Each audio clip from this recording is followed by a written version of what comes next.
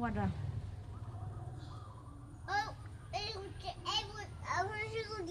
Này đâu?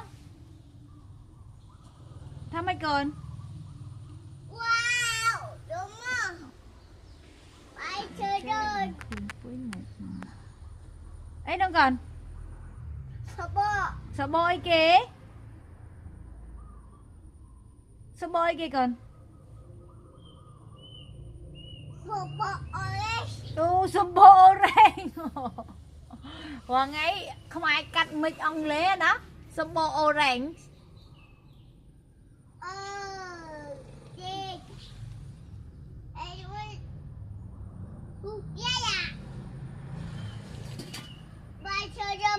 Đây kia con. Play chơi thùng à? Play kia. Play kia con. Yummy. Ấy cái yummy con. Con thích play kìa. Bà mình play kia nè nào. Pineapple. Mấy má.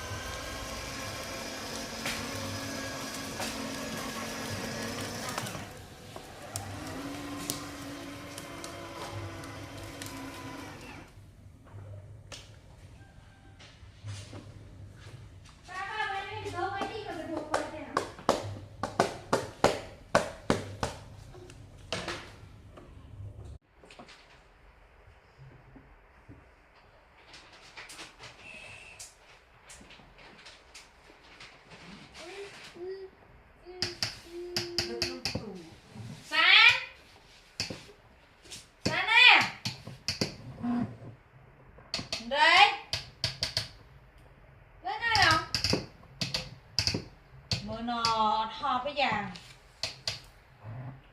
tập nâng vô tục cho nam ba lấy tập mưa em đi nhà mình Sát nè này nâng tê cái thằng buồn nó lên rồi làm trên nó lên làm nó tu mình lấy nhá